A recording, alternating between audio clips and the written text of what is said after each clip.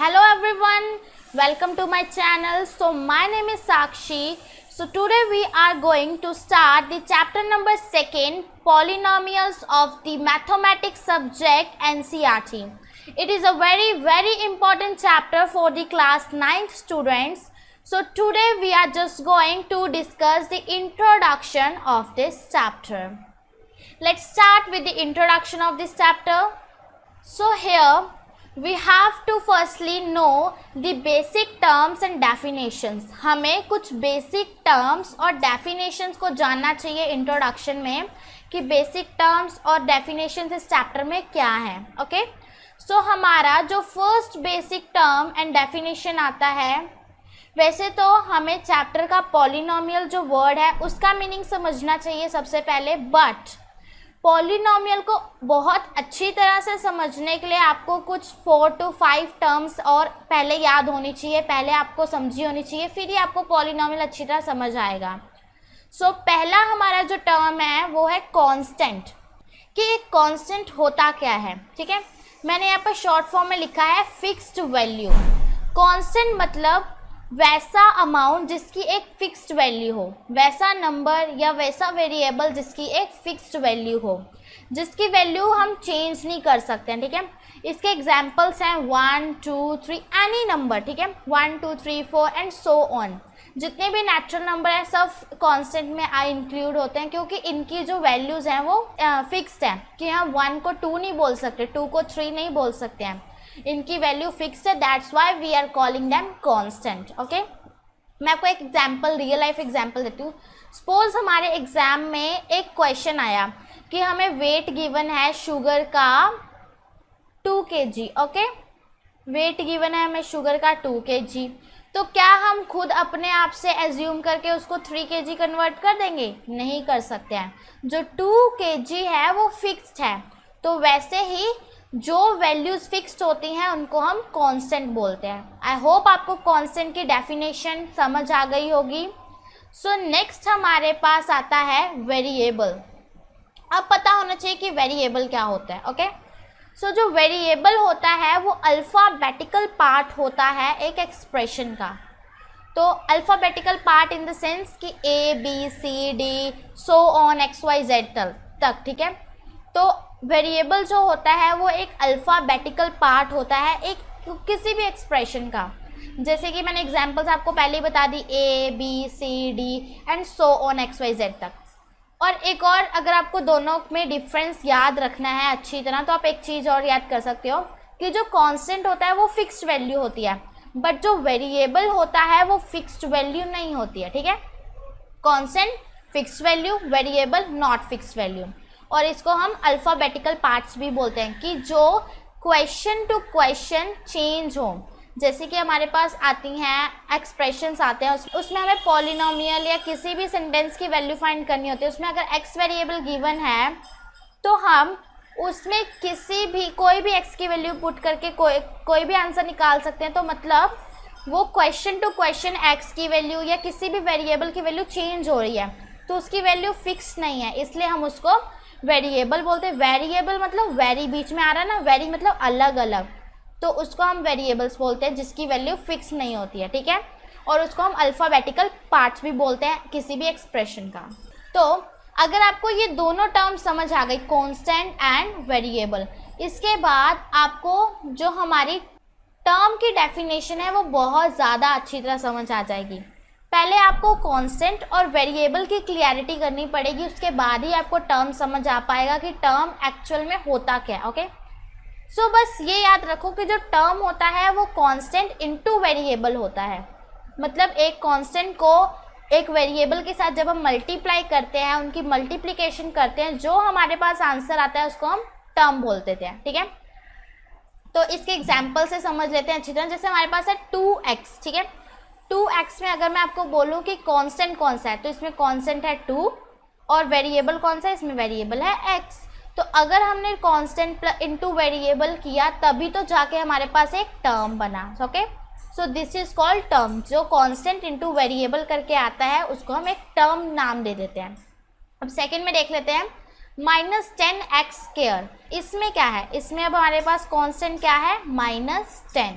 -10 constant है हमारे पास और वेरिएबल क्या है x इंटू एक्स। हमारे पास दो वेरिएबल्स है, दोनों ही सेम है, x हैं, तभी तो हमारे पास जाके -10 इंटू एक्स स्क्वायर बना और यही हमारे पास आंसर -10x स्क्वायर आया। तो मतलब constant into variable is known as term. अब थर्ड में देख लेते हैं क्या है हमारे पास कांस्टेंट। इसमें हमारे पास कांस्टेंट है 5। अब तो आप बोलोगे मुझे कि मैम इसमें तो वेरिएबल है ही नहीं, तो हम इसको टर्म कैसे बोल रहे हैं। बट हमें ये पता है कि किसी भी x या किसी भी वेरिएबल का अगर एक्सपोनेंट 0 होता है तो हम इसको लिख सकते हैं 1। हमने ये 8th में पढ़ा हुआ है ना, तो हम इसको x रेज टू पावर 0 को हम 1 लिख सकते हैं। तो सेम अगर हम सपोज करें कि 5 के पास x रेज टू पावर 0 है तो हम 5 इंटू एक्स की इसकी वैल्यू पुट करेंगे तो 1 आएगा, तो ये आंसर 5 ही होगा। ठीक है, ये एक कांस्टेंट है, कांस्टेंट इंटू वेरिएबल की फॉर्म में ही है टर्म। ठीक है, हम इसको ये नहीं कह सकते कि ये एक टर्म नहीं है, ये एक टर्म है क्योंकि इसके साथ हम x raise to power 0 put करेंगे तो यही आंसर आएगा। आई होप आपको कांस्टेंट, वेरिएबल एंड टर्म्स बहुत अच्छी तरह क्लियर हो गए होंगे। ओके, अगर आपको कांस्टेंट और वेरिएबल की क्लियरिटी है तभी आपको टर्म समझ आएगा। ओके, सो नेक्स्ट करते हैं। नेक्स्ट आता है अब हमारे पास कोफिशिएंट। अब ना बच्चों को कोफिशिएंट समझने में प्रॉब्लम होती है, क्यों? क्योंकि कांस्टेंट और कोफिशिएंट ये दोनों में बच्चों को लगता है कि सिमिलैरिटी है, बट इसमें कोई सिमिलैरिटी नहीं होती, इसमें ज़मीन आसमान का फ़र्क होता है। तो आपको अच्छी तरह समझना है, मैं आपको अच्छी तरह समझाऊंगी, आई होप आपको समझ आएगा। कोफिशिएंट क्या होता है? ये नंबर पार्ट होता है किसी भी एक्सप्रेशन का, नंबर पार्ट। अब आप बोलोगे कि कांस्टेंट भी तो नंबर पार्ट ही होता है किसी भी एक्सप्रेशन का। यस, वो भी एक्सप्रेशन का नंबर पार्ट होता है, पर दोनों को बोलने का तरीका, लिखने का तरीका डिफरेंट होता है। ठीक है, तो अच्छी तरह समझते हैं। देखो, कोफिशिएंट होता है हमारे पास, वो एक नंबर पार्ट होता है एक एक्सप्रेशन का, भी ये समझ लो। उसके बाद एग्जाम्पल से समझते हैं। जैसे हमारे पास ये एक्सप्रेशन गिवन है, क्या है? -3x³ + 7x² - 2x + 5x raise to power 0। अब ये हमारे पास गिवन है एक एक्सप्रेशन। पहले मैं आपसे पूछ लेती हूँ प्रीवियस का, इसमें हमारे पास कांस्टेंट कौन कौन से हैं? -3 कांस्टेंट है, 7 कांस्टेंट है, -2 कांस्टेंट है एंड 5 कांस्टेंट है। Very good. एंड वेरिएबल्स कौन कौन से? इसमें वेरिएबल है x, 1 ही वेरिएबल यूज़ हुआ है, बस वो उनकी पार चेंज है, मतलब 3 टाइम्स x को यूज़ किया गया है, 2 टाइम किया गया है, 1 टाइम किया गया है, एक भी टाइम नहीं किया गया है, मतलब वेरिएबल ओनली x यूज़ हुआ है इसमें। ओके, अब इसमें टर्म्स कौन कौन से है, अब हमें ये बताना है। टर्म कौन कौन सी है? 3x³ एक टर्म है, एक 7x² टर्म है, एक -2x टर्म है एंड एक 5x raise to power 0 term है। अब आपको अच्छी तरह क्लियर हो गया होगा कि कांस्टेंट, वेरिएबल एंड टर्म्स क्या होता है। ओके, अब आते हैं हमारे मेन टॉपिक कोफिशिएंट पे। तो जो कोफिशिएंट होता है, इसमें अब मैं बताऊं कोफिशिएंट कौन कौन से। देखो, हमने पूछा था कांस्टेंट कौन कौन से हैं, तो आपने इस एक्सप्रेशन के सारे कांस्टेंट बता दिए कि ये कांस्टेंट हैं। ठीक है, और मैंने पूछा वेरिएबल कौन से, आपने बता दिया ये वेरिएबल्स हैं। टर्म्स कौन से, आपने बता दिया ये टर्म्स हैं। ओके, अब पूछेगा अगर कोई कि इस एक्सप्रेशन के कोफिशिएंट्स कौन कौन से हैं, तो वो भी यही होंगे। ओके, वो भी यही होंगे, बस उनका अलग वे है कि आपसे ऐसे नहीं पूछा जाएगा इस एक्सप्रेशन के कोफिशिएंट कौन कौन से। आपसे पूछा जाएगा कि या तो पूछा जाएगा कोफिशिएंट ऑफ x³ बताओ, कोफिशिएंट ऑफ x² बताओ, कोफिशिएंट ऑफ x बताओ, coefficient of x raise to power 0 बताओ। तो आपको ऐसे बताना है। अब मैंने नंबर पार्ट क्यों बोला? क्योंकि जो वेरिएबल के साथ नंबर होगा मल्टीप्लाइड में, उसको हम बोलेंगे कोफिशिएंट। ओके, कोफिशिएंट उसको बोलेंगे। कांस्टेंट ये टर्म नहीं थी कांस्टेंट में कि उसको मल्टीप्लाई करेंगे वेरिएबल के साथ तब जो हम नंबर आएगा उसको हम कांस्टेंट बोलेंगे। नो, कांस्टेंट बस एक फिक्स्ड वैल्यू कोई किसी भी फॉर्म में हो सकता है वो, पर कोफिशिएंट एक वेरिएबल के साथ मल्टीप्लाइड होना चाहिए, तभी हम उसको कोफिशिएंट कंसीडर करते हैं। ठीक है, आई होप आपको समझ आया होगा कोफिशिएंट क्या होता है। तो इसके आंसर्स देख लेते हैं, फिर आपको अच्छी तरह समझ आ जाएगा। तो जैसे कि हम देखते हैं इसमें कोफिशिएंट ऑफ x³ क्या है? x³ के साथ कौन सा नंबर है? -3, तो यहाँ पर x³ का कोफिशिएंट -3 होगा। नेक्स्ट कोफिशिएंट ऑफ x² क्या है? इसमें x² के साथ कौन सा नंबर है? 7, तो कोफिशिएंट ऑफ x² 7 होगा। अब coefficient of x raise to power 1, x raise to power 1 लिखो और x लिखो, इसमें कोई प्रॉब्लम नहीं है क्योंकि वो 1 टाइम ही है मल्टीप्लाइड। तो coefficient of x raise to power 1 क्या होगा, -2, क्योंकि इस x के साथ -2 टर्म है, -2 कांस्टेंट है, तो इसके हम x -2 लिखेंगे।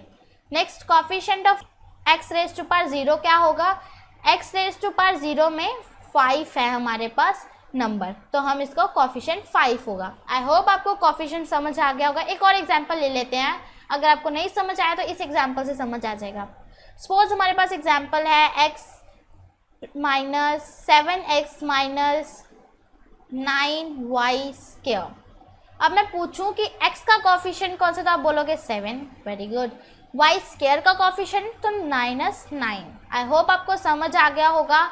सो अब हमने अब तक टर्म्स पढ़ी हैं, constant, variable, terms and coefficient. ये चारों टर्म्स अगर आपको अच्छी तरह क्लियर है तब आपको पॉलिनोमियल समझने में कोई भी प्रॉब्लम नहीं होने वाली है। Okay, so let's start with our main topic, that is what is polynomial.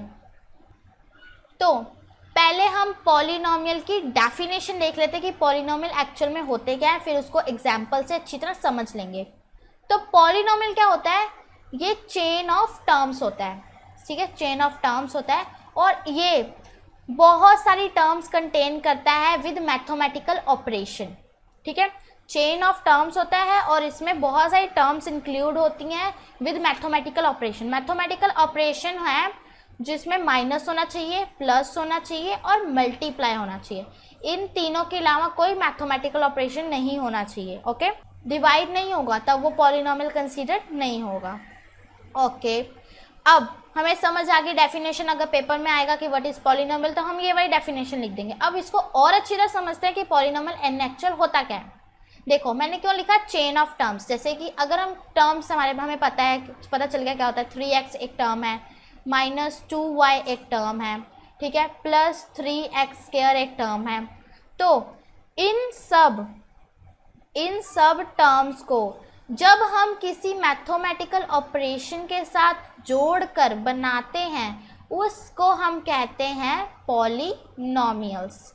Okay, क्या कहते हैं, पॉलिनोमियल्स। आई होप अब आपको अच्छी तरह क्लियर होगा कि पॉलिनोमियल्स होते क्या हैं। देख लेते हैं। देखो मैंने एग्जाम्पल लिया है, -3x³ + 7x² - 2x raise to power 1 + 5x raise to power 0। ये मैंने कोफिशिएंट वाला एग्जाम्पल लिया ताकि आपको कन्फ्यूजन ना हो और आपको अच्छी तरह क्लियर हो जाए। तो हम इसको एक पॉलिनोमियल बोलेंगे। क्यों बोलेंगे, क्योंकि इसमें हमारे पास टर्म्स हैं with some mathematical operation. Mathematical operation कौन कौन से हैं, माइनस है, प्लस है, बस यही दो मैथमेटिकल ऑपरेशन यूज हुए इस एग्जाम्पल में। अब अगर मैं आपसे क्वेश्चन पूछूं, क्या -6x raise to power -3 and 7y raise to power √7 can be a polynomial, क्या ये पॉलिनोमियल है? सो आपका आंसर होना चाहिए नो, ये एक पॉलिनोमियल नहीं है। दोनों ही पॉलिनोमियल नहीं है। क्यों नहीं है? मैंने इन दोनों को क्यों ऐसा बोला कि ये दोनों पॉलिनोमियल नहीं है, इसमें भी तो टर्म्स हैं। हाँ टर्म्स हैं, वेरी गुड टर्म्स हैं। अब आप कहोगे कि मैथमेटिकल ऑपरेशन नहीं है इसलिए, नो, उसमें कोई वो नहीं है क्योंकि इसमें मल्टीप्लाई का मैथमेटिकल ऑपरेशन है, बट इनकी कुछ कंडीशंस होते हैं। पॉलिनोमियल की कुछ कंडीशंस और कुछ रिक्वायरमेंट होती है जिसके कारण हम उसको एक पॉलिनोमियल कंसीडर करते हैं। तो वो जो कंडीशंस और रिक्वायरमेंट होती हैं अब हम वो चेक करेंगे कि क्या होती हैं। Okay, so let's move ahead. वो कंडीशंस और रिक्वायरमेंट्स जो एक पॉलिनोमियल होने के लिए बहुत ज़्यादा नेसेसरी हैं वो कुछ होती हैं, मैं आपको बताऊंगी और साथ साथ में एग्जाम्पल के साथ समझा दूंगी। Constant must be included. First है हमारे पास कंडीशन कि कांस्टेंट जो है उसको इंक्लूड होना पड़ता है, ठीक है। जैसे हमारे पास है एक पॉलिनोमियल 5x, इसमें कांस्टेंट है, वेरी गुड। अब आप बोलोगे क्या मैम अगर हम सिर्फ x लिख दें क्या ये एक पॉलिनोमियल होगा? Yes, it be a polynomial. क्यों होगा? क्योंकि x के साथ कुछ नहीं है तो ये एब्सोल्यूट है कि इसके साथ 1 लगा है और 1 एक कांस्टेंट है, ठीक है। तो आई होप आपको समझ आ गया होगा कि कांस्टेंट जो है वो बहुत ज़्यादा इंक्लूड है एक पॉलिनोमियल होने के लिए। पता आपको जनरली हमसे यही क्वेश्चन पूछे जाते हैं 1 मार्क्स में कि बताओ ये जो हमारे पास सेंटेंस है ये पॉलिनोमियल है या नहीं है। तो अगर आपको ये सारे पॉइंट्स याद होंगे तो आप देखते ही बता दोगे कि यस वो पॉलिनोमियल है या नहीं है। ओके, तो कांस्टेंट मस्ट बी इंक्लूड आपको समझ आ गया। अगर आपके पास y भी लिखा है तभी भी आप उसको बोलोगे yes it is a polynomial because 1 is it's constant. Okay, so next है वेरिएबल मस्ट इंक्लूड। अब कांस्टेंट के साथ साथ वेरिएबल भी होना चाहिए। वेरिएबल कैसे होना चाहिए, जैसे कि सेम 5x है हमारे पास, तो इसमें कांस्टेंट ये रहा और वेरिएबल x है। अब आप बोलोगे कि मैम मैं ओनली 7 अगर हमारे पास पेपर में है तो हम क्या इसको पॉलिनोमियल कंसीडर करेंगे? Yes it is a polynomial because मैंने आपको पहले बताया कि अगर हम x के साथ x रेज टू पावर 0 लिखेंगे तो हम इसको 1 कंसीडर करेंगे, तो ये 7 इंटू 1 इज इक्वल्स टू 7 ही बनेगा, तो ये कांस्टेंट बन जाएगा। बट इसमें वेरिएबल इंक्लूड है। ओके, तो वेरिएबल भी इंक्लूड होता है उसमें। थर्ड है non negative integers also included. तो नॉन नेगेटिव इंटीजर्स अब क्या होते हैं, हम नॉन नेगेटिव इंटीजर्स बोले या होल नंबर्स बोले, both are same. Okay, non negative integers new word है इसलिए मैंने लिखा, वैसे मैं होल नंबर भी लिख सकती थी। तो नॉन नेगेटिव इंटीजर्स क्या होते हैं, जो 0 1 2 3 सो ऑन, ठीक है, ये वाले नंबर्स हमारे पास इंक्लूड होते हैं, इन दी नंबर्स में इंक्लूड होते हैं। ठीक है, तो नॉन नेगेटिव इंटीजर्स हमारे पास जो है वो इंक्लूड हो सकते हैं और होते भी हैं। तो आई होप थर्ड पॉइंट भी आपको क्लियर हो गया होगा। एंड फोर्थ पॉइंट है exponent should not B negative. Exponent क्या होता है, आपने 8th क्लास में पढ़ा होगा एक्सपोनेंट एंड पास्ट चैप्टर में कि एक्सपोनेंट क्या होता है। जैसे मैंने एक्स क्यूब लिखा, क्यूब है वो उस एक्स का एक्सपोनेंट है। ठीक है, तो इसमें क्या बोला गया, जो एक्सपोनेंट है वो नेगेटिव नहीं होना चाहिए। जैसे कि अब आपको याद आएगा कि ये देखिए मैंने आपको ऐसा क्यों बोला कि इसमें हमारे पास ये पॉलिनोमियल नहीं है, क्योंकि ये जो एक्सपोनेंट था हमारे पास ये -3 था, और मैंने अभी आपको समझाया कि जो एक्सपोनेंट होता है वो नेगेटिव नहीं होना चाहिए एक पॉलिनोमियल में। अगर वो नेगेटिव हुआ तो वो पॉलिनोमियल नहीं होता है। ओके, सो आई होप आपको समझ आ गया होगा कि फोर्थ पॉइंट भी। एंड नेक्स्ट आता है हमारे पास fifth point, exponent should not be in fraction. अब बहुत सारी टर्म्स है कि एक्सपोनेंट कैसे होने चाहिए, तो एक्सपोनेंट जो है वो फ्रैक्शन की फॉर्म में नहीं होना चाहिए। जैसे कि एक्सपोनेंट होना चाहिए हमारे पास 2/3 की फॉर्म में नहीं होना चाहिए कि x रेज टू पावर 2/3। अगर ऐसा हुआ तो आप देखते ही बोल दो no it is not a polynomial. But अगर मैं आपको बोलूँ क्या x रेज टू पावर 4/2 एक पॉलिनोमियल है, तो yes it is a polynomial. अब बोलोगे ये तो फ्रैक्शन में, नो, हम इसको चेंज कर सकते हैं। ये देखो अगर हम इसको कट करेंगे तो ये 2 आ जाएगा ओनली आंसर, तो ये क्या बनेगा, एक्स स्क्वायर बन जाएगा। तो ये एक्सपोनेंट जो है ये फ्रैक्शन फॉर्म में नहीं रहेगा, तो इसलिए हम इसको पॉलिनोमियल कंसीडर करेंगे। ओके, तो बस ये है इसमें कि एक्सपोनेंट जो है फ्रैक्शन फॉर्म में नहीं होना चाहिए। जैसे कि मैंने एग्जांपल दिया आपको x raise to power 3/2 and x raise to power 1/2, ऐसा नहीं होना चाहिए। अगर ऐसा हुआ तो आप देखते बता दो कि ये पॉलिनोमियल नहीं है। Next, exponent should not B irrational number. अब जो हमारा एक्सपोनेंट है वो इरेशनल भी नहीं होना चाहिए। कैसे, वो भी देख लेते हैं एग्जाम्पल से। जैसे हमारे पास x है, उसका रूट हमने 7 लिख दिया, तो ये इरेशनल है। ठीक है, इरेशनल हो गया ये, तो ये हमारे पास जो हमारा एक्सपोनेंट है ये इरेशनल में हो गया, तो हम इस पॉलिनोमियल नहीं कंसीडर करेंगे। अब मैं पीछे आपको बताती हूँ मैंने उसको पीछे वाले को क्यों नहीं बोला। देखो ये वाला जो था ये भी सेम कंडीशन में था कि जो हमारा इसकी एक्सपोनेंट की वैल्यू थी वो √7 थी। √7 जो कि एक पॉलिनोमियल की कंडीशन नहीं होती है, रिक्वायरमेंट नहीं होती है। ठीक है, तो इसलिए मैंने इसको पॉलिनोमियल नहीं कंसीडर किया। आई होप आपको ये 6 के 6 पॉइंट समझ आ गए होंगे। इरेशनल को समझने के लिए ऐसे एक और एग्जांपल लेते हैं। जैसे मैंने लिखा √x, क्या ये एक इरेशनल है?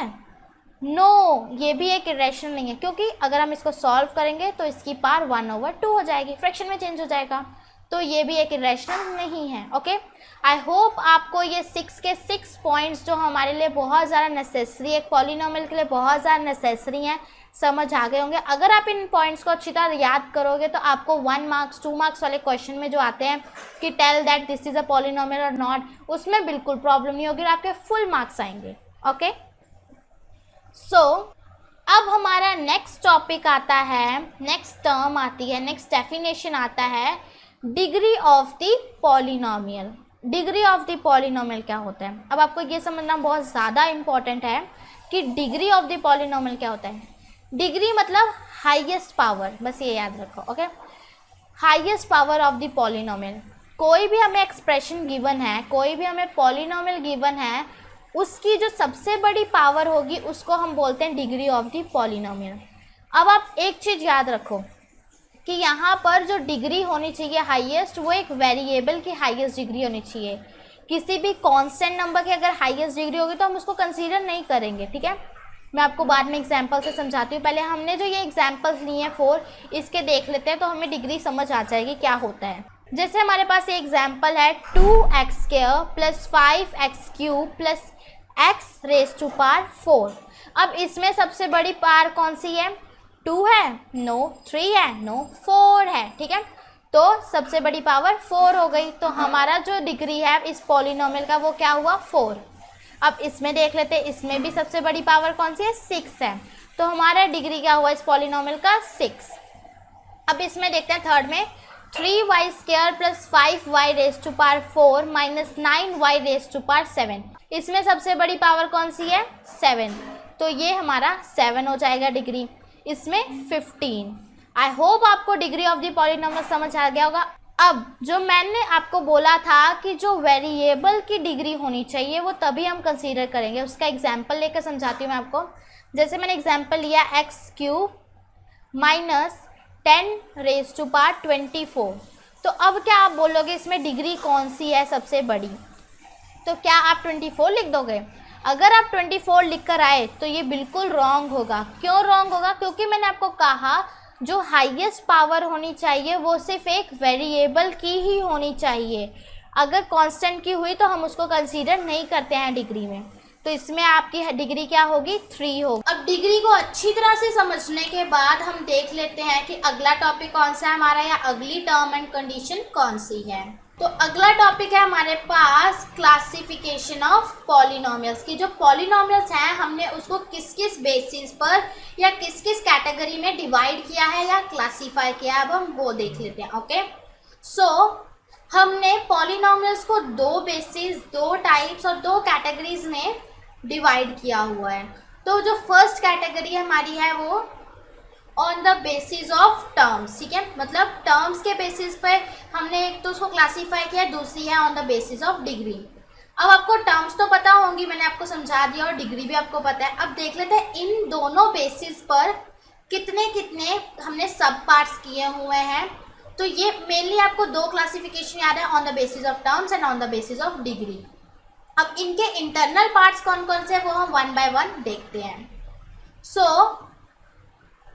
फर्स्ट आता है हमारे pass on the basis of terms. देख लेते हैं, हमने on the basis of terms 3 parts divide किए हैं, एक मोनोमियल, एक बाइनोमियल, एक ट्राइनोमियल, और इसके नीचे होता है पॉलिनोमियल। वो मैं आपको ऑलरेडी समझा चुकी हूँ। पॉलिनोमियल में ये तीनों मोनोमियल, बाइनोमियल, ट्राइनोमियल तीनों इंक्लूड हो जाते हैं, ठीक है। आगे आता है हमारे pass on the basis of degree. अब हम डिग्री के बेसिस पे देखते हैं कि हमने कितनी क्लासिफिकेशंस की हुई हैं। ये सब हम डिटेल में इसके बाद पढ़ेंगे, पहले हम लर्न कर लेते हैं कि कितने कितने टाइप्स के कितने कितने हमने सब पार्ट्स किए हुए हैं, ठीक है। तो on the basis of degree जो है फर्स्ट हमने किया हुआ है उसको कांस्टेंट पॉलिनोमियल में, सेकंड लीनियर पॉलिनोमियल में, थर्ड क्वाड्रेटिक पॉलिनोमियल में, and fourth one is cubic polynomial में। अब ये सब याद होने के बाद हमने इनकी 1 बाय 1 डिटेल देखनी है। सो let's start with the on the basis of terms. अब हम देखेंगे on the basis of terms में जो मोनोमियल, बाइनोमियल, ट्राइनोमियल हमने पढ़ा उसको कैसे हम क्लासीफाई करते हैं, मतलब कि उसका मीनिंग क्या है, कि हमने उसको क्यों ऐसे ऐसे नेम दिए या उसको कैसे क्लासीफाई किया वो समझेंगे। सो फर्स्ट हमारा आता है मोनोमियल, ठीक है। मोनोमियल मतलब होता है कि ऐसा एक्सप्रेशन जिसमें सिर्फ 1 टर्म हो। इसको हमने on the basis of terms classify किया है, तो इसलिए मोनोमियल ऐसी एक्सप्रेशन जिसमें सिर्फ 1 टर्म हो उसको हम मोनोमियल कंसीडर करते हैं। एग्जाम्पल्स 2x, 2x एक टर्म है, ठीक है, बेशक उसमें एक कांस्टेंट एक वेरिएबल है बट वो टर्म तो एक ही है ना, तो इसलिए वो हमने इसको मोनोमियल कैटेगरी में कंसीडर किया। सेकंड 4x², ये भी हमारे पास एक ही टर्म है, इसमें एक कांस्टेंट है और दो बारी z जो है हमारे पास वो वेरिएबल आया हुआ है, तो हमने इसको भी इसीलिए मोनोमियल कैटेगरी में कंसीडर किया क्योंकि only one term is there. Second आता है 6 इज ऑल्सो अ मोनोमियल। अब इसमें मुझे आपको समझाने की नीड नहीं है कि ये टर्म कैसे है, क्योंकि टर्म वाले कंसेप्ट में मैंने आपको बहुत अच्छी तरह क्लियर करवाया कि 6x⁻0 अगर होगा तो ये आंसर में 6 ही आएगा, एक कांस्टेंट बनेगा, तो इसलिए ये हमारा जो है ये टर्म है और ये एक सिंगल टर्म है, इसलिए हमने इसको मोनोमियल कैटेगरी में कंसीडर किया है। नेक्स्ट हम देखते हैं, होप आपको मोनोमियल समझ आ गया होगा, जिसमें वन टर्म होती है, सिंगल टर्म होती है, उसको हम मोनोमियल कंसीडर करते हैं। सेकंड आता है हमारा बायनोमियल, कि बायनोमियल क्या होता है अब हमने ये देखना है। देखो, मोनोमियल जिसमें वन टर्म, बायनोमियल जिसमें टू टर्म्स। मोनो मतलब वन एंड बाय मतलब टू, तो इसलिए बायनोमियल मतलब जिसमें टू टर्म्स होती हैं, an expression which contains two terms, उसको हम बायनोमियल बोलते हैं, ठीक है। और जो मैंने ऐसे इसकी डेफिनेशंस लिखी हैं वो आप पेपर में ऐसे लिख कर आ सकते हो, आपका सही होगा, ठीक है, मैं आपको ओनली समझा रही हूँ। तो बायनोमियल मतलब होता है जिसमें टू टर्म्स होती हैं, उसको हम बायनोमियल कंसीडर करते हैं। इसके एग्जांपल्स देख लेते हैं। y³ + y², ये एक बायनोमियल है, ठीक है, क्योंकि इसमें दो टर्म्स हैं, एक y की टर्म है, एक y³ की टर्म है, एक y² की टर्म है। कॉन्स्टेंट आपको पता ना 1 1 लगा हुआ है, इसमें कोई प्रॉब्लम तो नहीं ना समझाने की वो बार बार। सो सेकेंड एग्जाम्पल लिया मैंने, x⁻9 - x⁻34, it is also a binomial. इसमें भी टू टर्म्स हैं, इसमें भी टू टर्म्स हैं, इसलिए मैंने इन दोनों को बायनोमियल कैटेगरी में कंसीडर किया। अब एक ऐसी सिचुएशन देखते हैं, एक ऐसी कंडीशन देखते हैं जिसमें हमें और आपको दोनों को लगेगा कि ये एक बायनोमियल है, बट वो बायनोमियल नहीं होगा, वो मोनोमियल होगा। देखते हैं कैसे। सपोज एग्जाम्पल है x³ + x³, is it a binomial? No, ये बायनोमियल नहीं है। क्यों नहीं है? क्योंकि इसकी जो पार है वो सेम है, तो हम इसको ऐड कर सकते हैं, तो ये बन जाएगा 2x³, ये बन जाएगा फिर एक मोनोमियल। बायनोमियल नहीं रहेगा, ये मोनोमियल में कन्वर्ट हो जाएगा। इसलिए हमें होना चाहिए कि या तो पार चेंज हो हमारी एक बायनोमियल में, या तो हमारे वेरिएबल या कांस्टेंट चेंज हो, ठीक है। और अगर मैं ऐसे लिख दूँ कि 2x² + 5x, ये एक बायनोमियल है, ठीक है, क्योंकि इसमें पार अलग अलग है, इसमें 1 पार है, इसमें 2 पार है, तो हम इसको प्लस नहीं कर सकते हैं, ओके। तो ये एक बायनोमियल है बट ये एक मोनोमियल है, तो आपको ध्यान से करना होगा, अच्छी तरह एग्जाम्पल्स अच्छी तरह समझनी होगी कि बायनोमियल, मोनोमियल एंड ट्राइनोमियल होता क्या है इन एक्चुअल, ओके, तभी आपको अच्छी तरह समझ आएगा, तभी आप सही एग्जाम्पल्स लिख सकते हो। नेक्स्ट हम देखेंगे हमारा ट्राइनोमियल, लास्ट है ये हमारा टर्म्स में से कि ट्राइनोमियल होता क्या है। अब देखो, मोनो 1/2 एंड ट्राई 3। अब ट्राइनोमियल मतलब जिसमें 3 टर्म्स हो उसको हम ट्राइनोमियल बोलते हैं, ठीक है, 3 टर्म्स और ट्राइनोमियल। जैसे मैंने एग्जांपल्स ली हुई हैं ट्राइनोमियल की, ये है, ठीक है, जैसे x + x² + pi, y⁴ + y + 5, a³ - a² - a, ये सब ट्राइनोमियल की कैटेगरी में आते हैं। अब एक ऐसी कंडीशन ले लेते हैं जिसमें हमें लगेगा कि वो ट्राइनोमियल है बट वो ट्राइनोमियल होगा ही नहीं इन एक्चुअल, ठीक है। तो ऐसी कंडीशन है x² - 5x² + 2x²। ये हमें दिखने में तो इसमें 3 टर्म्स हैं, बट अगर हम इसको सॉल्व करें तो ये बन जाएगा मोनोमियल। कैसे बनेगा देखते हैं। सॉल्व करेंगे तो यहाँ पर आएगा -4x² + 2x² = -2x² बन जाएगा ये। तो ये क्या बन गया हमारा एक मोनोमियल, ठीक है। तो ये ट्राइनोमियल नहीं रहा, हम इसको ट्राइनोमियल के एग्जांपल्स में नहीं कंसीडर करेंगे क्योंकि ये मोनोमियल बन चुका है। अब एक ऐसी कंडीशन देखते हैं जिसमें ट्राइनोमियल जो है बायनोमियल बनेगा, जैसे कि y³ plus 2y³ plus x²। अब इसमें y³ है तो प्लस हो जाएगा 3y³ प्लस x² बन जाएगा। अब हम इसको भी ट्राइनोमियल में कंसीडर नहीं करेंगे क्योंकि ये एक बाइनोमियल बन गया कन्वर्ट हो गए, ठीक है। आई होप आपको मोनोमियल, बाइनोमियल, ट्राइनोमियल समझ आ गया होगा। ये थे on the basis of terms. अब हम देखते हैं on the basis of degree, ठीक है। ये तो हम चेक कर चुके हैं, अब हम on the basis of degree देख लेते हैं। डिग्री मतलब तो आपको पता ही चल गया है कि डिग्री मतलब highest power of any polynomial. तो जो मैंने आपको बताया कि डिग्री में हम 4 टाइप में डिवाइड करते हैं, constant, linear, quadratic and cubic. तो कांस्टेंट के बारे में सबसे पहले देखते हैं। कांस्टेंट पॉलिनोमियल होता है, इसमें हम 0 से स्टार्ट करेंगे, 0 से, ठीक है। इसमें हम स्टार्ट करेंगे 0 से। तो कांस्टेंट पॉलिनोमियल होता है जिसमें हाईएस्ट पावर 0 होती है, उसको हम कांस्टेंट बोल देते हैं, ठीक है।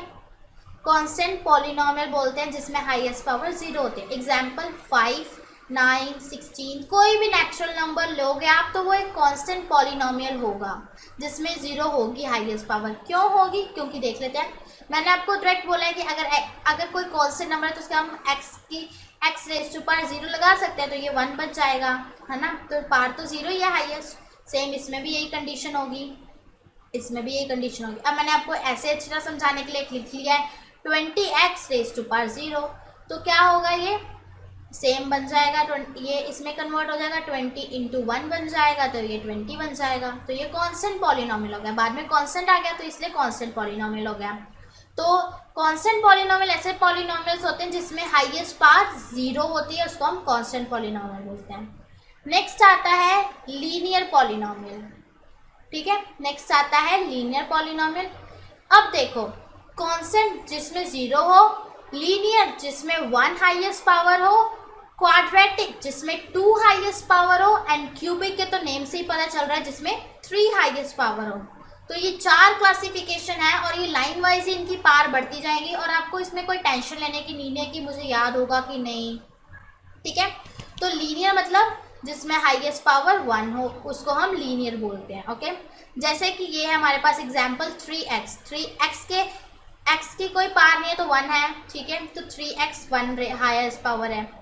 9 - 4x, ठीक है, तो इसमें भी 1 हाईएस्ट पावर है। और अब ये देखते हैं 9a + 10 रेज़ टू पावर 5। आप अब क्या कहोगे कि इसमें मैंने गलत एग्जाम्पल लिखा है कि हम तो इसमें तो 5 हो जाएगी हाईएस्ट पावर। नो, मैंने आपको पहले भी बताया कि जो डिग्री होती है उसमें सिर्फ एक वेरिएबल की हाईएस्ट पावर देखी जाती है, किसी कांस्टेंट नंबर की हाईएस्ट पावर नहीं देखी जाती है, ओके। तो इसमें वेरिएबल की हाईएस्ट पावर 1 है, इसलिए ये एक लीनियर पॉलिनोमियल है।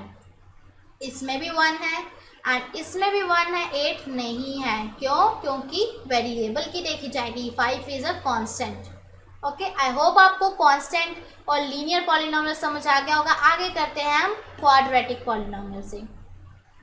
क्वाड्रेटिक पॉलिनोमियल मैंने आपको पहले बता दिया, जिसमें हाईएस्ट पावर 2 हो उसको हम बोलते हैं क्वाड्रेटिक पॉलिनोमियल, ठीक है। एग्जाम्पल्स देख लेते हैं। सेम इसमें देखो हाईएस्ट पावर 2 है, इसलिए मैंने इसको क्वाड्रेटिक में कंसीडर किया। इसमें भी हाईएस्ट पावर 2 है एंड इसमें भी हाईएस्ट पावर 2 है। तो क्वाड्रेटिक तो बहुत ही ज़्यादा इजी था। इवन डिग्री, सारे ही डिग्री के सब पार्ट्स बहुत ही ज़्यादा इजी हैं, बस हमें लाइन वाइज नेम याद करने हैं, बस पार बढ़ती जाएंगी अपने आप, ठीक है। क्वाड्रेटिक मतलब जिसमें 2 हाईएस्ट पावर हो, that particular expression is known as quadratic polynomial और consider to be as quadratic polynomial. आगे आता है हमारे पास, लास्ट है हमारा division, that is cubic polynomial. क्या है? Cubic polynomial. अब मैंने पहले बताया क्यूबिक से ही पता चल रहा है इसमें 3 है, ठीक है। जिसमें हाईएस्ट पावर 3 है उसको हम क्यूबिक पॉलिनोमियल कंसीडर करेंगे। एग्जाम्पल देख लो, इसमें 3 है, इसमें भी 3 है एंड इसमें भी 3 है, तो ये सब हमारी क्यूबिक पॉलिनोमियल हो गए। अब ध्यान रखियो कि क्यूबिक मतलब जितने भी हम डिग्री के बेसिस पे डिवाइड करते हैं उसमें हम टर्म्स नहीं काउंट करते कि क्यूबिक में 3 ही होनी चाहिए टर्म्स, क्वाड्रेटिक में 2, नो। ओनली हम उसमें डिग्री चेक करते हैं। बेशक टर्म्स हमारे पास जो मर्जी हो, लाखों करोड़ों टर्म्स हो, पर हम उसमें सिर्फ डिग्री चेक करते हैं। आई होप आपको समझ आ गया होगा, क्लासिफिकेशन ऑफ पॉलिनोमियल आपको अच्छी तरह समझ आ गया होगा। तो ये था हमारा चैप्टर 2 का इंट्रोडक्शन, बेसिक इंट्रोडक्शन। इसके नेक्स्ट लेक्चर में हम स्टार्ट करेंगे 2.1 एक्सरसाइज के क्वेश्चन आंसर्स। सो आई होप आपको पूरी इंट्रोडक्शन क्लियर हो गई होगी। अगर आपको इंट्रोडक्शन बिल्कुल अच्छी तरह क्लियर हो गई है तो आप एक्सरसाइज 2.1 मिनटों में सॉल्व कर सकते हो। यूँ आपसे चुटकी बजाओगे वो सॉल्व हो जाएगा, ठीक है। तो एक्सरसाइज 2.1 के लिए आपको बिल्कुल टेंशन लेने की नीड नहीं है, बस आप ये वीडियो देख लो इंट्रोडक्शन का, आपको सारा क्लियर हो जाएगा। अगर हमें चैप्टर का इंट्रोडक्शन अच्छी तरह आएगा ना तो पूरा कुछ हमें सारी एक्सरसाइजेस क्लियर हो जाएंगी। ओके, सो नेक्स्ट लेक्चर में हम करेंगे एक्सरसाइज 2.1 के क्वेश्चंस एंड फिर हम उसके प्रॉब्लम्स देखेंगे, आपको क्या प्रॉब्लम आती हैं। टिल देन अगर आपको मेरा वीडियो बहुत अच्छा लगा हो, आपको इंट्रोडक्शन समझ आई हो, please like, share and comment on my videos and don't forget to subscribe my channel and we will meet on the next lecture. Thank you for watching.